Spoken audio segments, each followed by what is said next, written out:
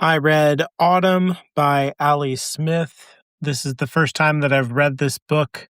It is a surreal kind of literary piece that feels like a reaction to the Brexit vote in England back in 2016.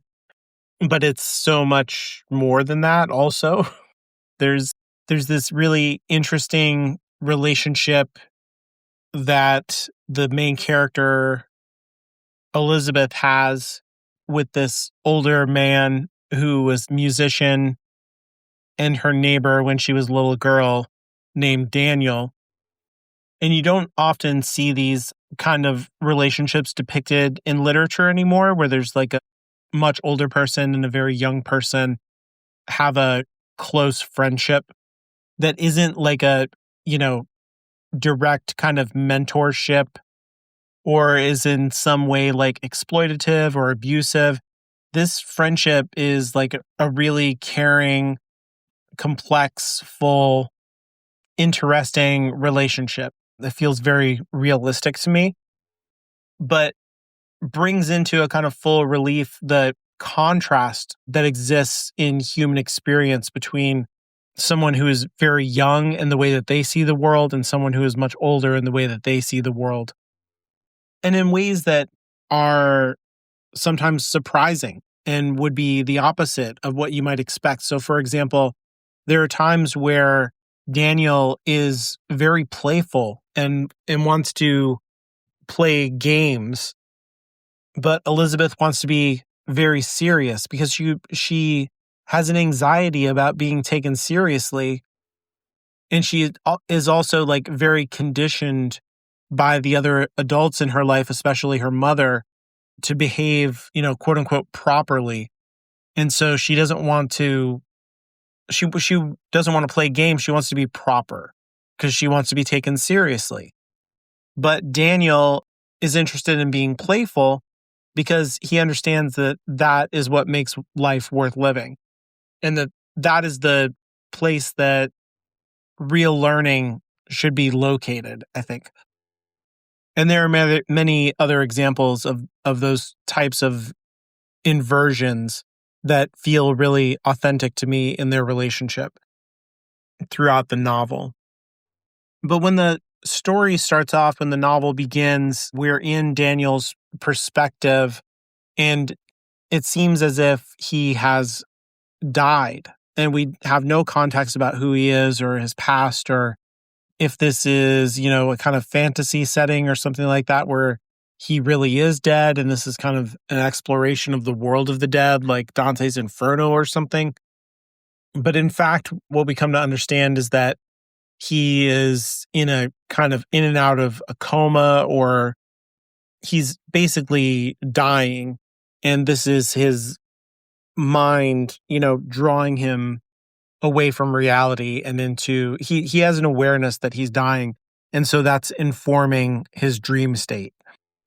And as he dreams, he's thinking about the people and situations that were important to him, but he's kind of spiraling down throughout the novel, which immediately, like right away when I started reading the book, I was considering the title in light of his, saying that he's dead, because autumn is the time of not only harvest, but the beginning of the leaves fall off and everything starts to rot because it's all preparing to go into the kind of hibernation of winter.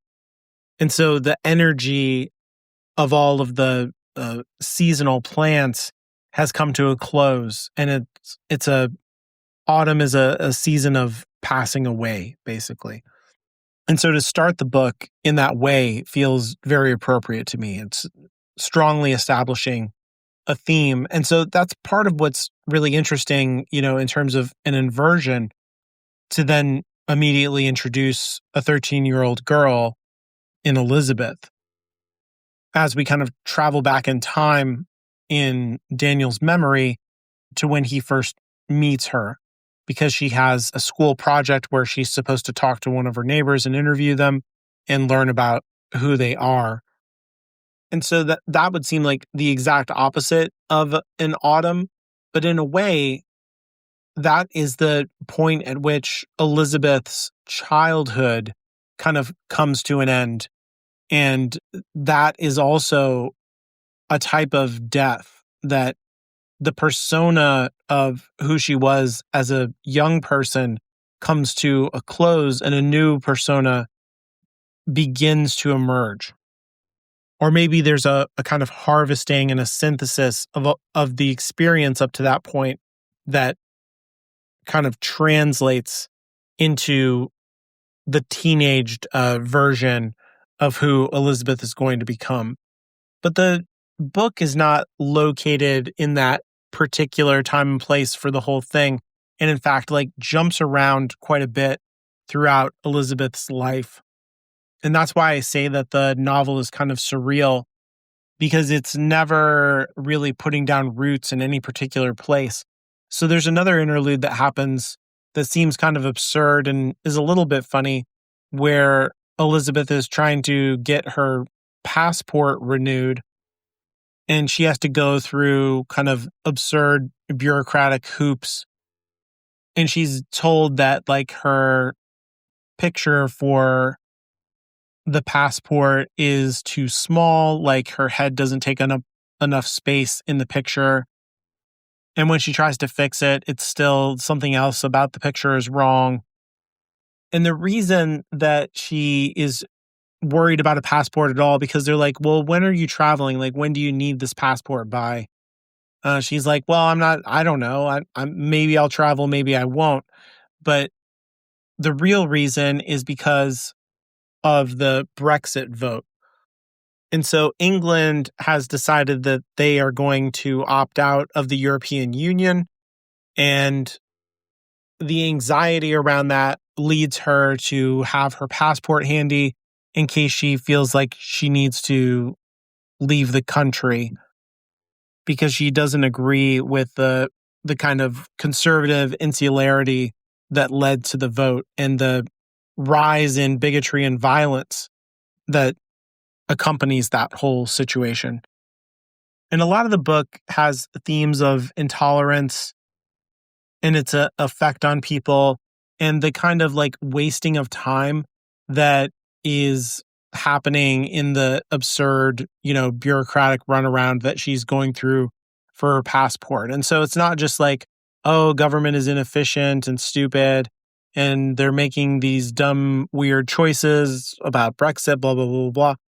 It's really about the ways in which that kind of throwing away of social responsibility and interconnectedness leads to suffering and a waste of time that is thrown into like a sharp contrast because of the proximity of death. Like the way that we begin the novel with death kind of shows that like we just don't have time to mess around with these dumb ideas of like, you don't belong here because you're the wrong religion, the wrong race, the wrong sexuality, what have you.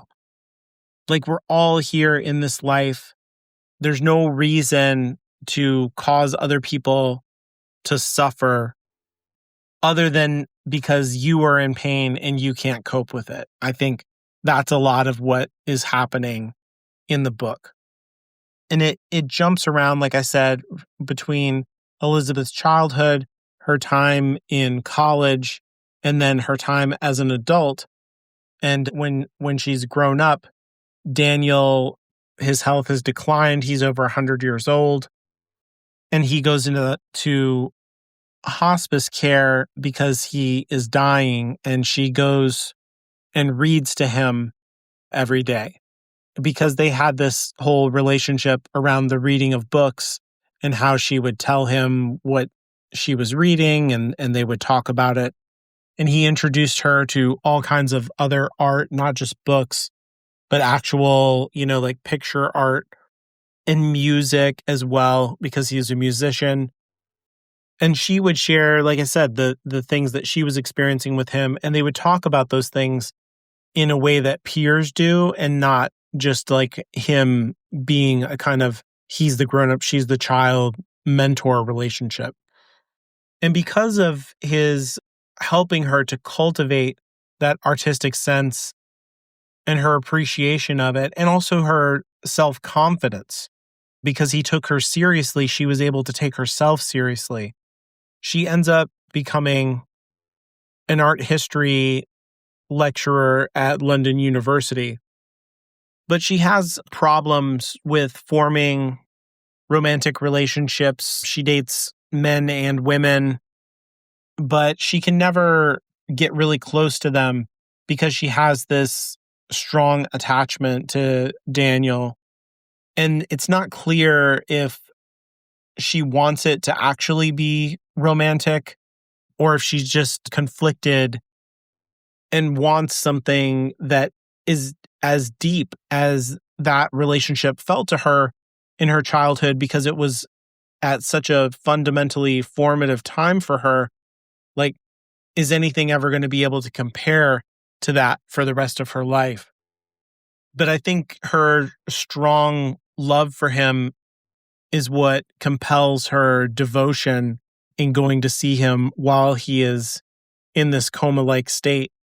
And that presence that she has with him and the reading pushes into his dream state and helps him to have the experience that he's having as we jump back and forth between his perspective and hers. And so she, in a way, she is there with him in this kind of dreamscape because she's literally there talking to him. And this is a part of a larger project. Like I said, I've never read this book before that I know, this one is autumn and the next book is winter and on like that, that there's a quartet of books that have to do with seasonality. I don't know if they continue with the same characters or not. I'm really interested in continuing with it. I don't have the other books right now, but I'm going to watch out for them and kind of reserve my interpretation and reading of them for, taking in more of them.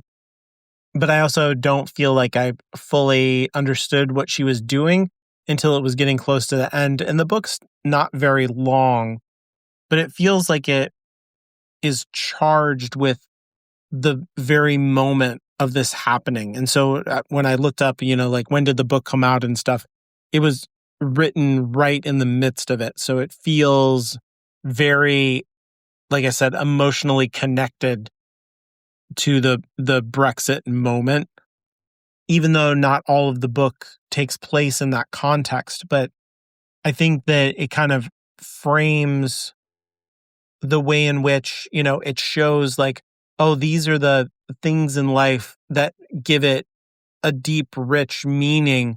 Your relationship to art, your close friendships, your romantic relationships, and the way that all of that is subtracted from by the stupidity of bigotry and the short-sightedness of nationalism. The book does a really good job of bringing out a strong contrast between those themes and elements. So I'll have to keep an eye out for deals on winter and try to snag it. And maybe I would be able to reread these things in a more seasonal way and contemplate their time and place, like reading it in autumn, reading winter during winter, and so on and so forth.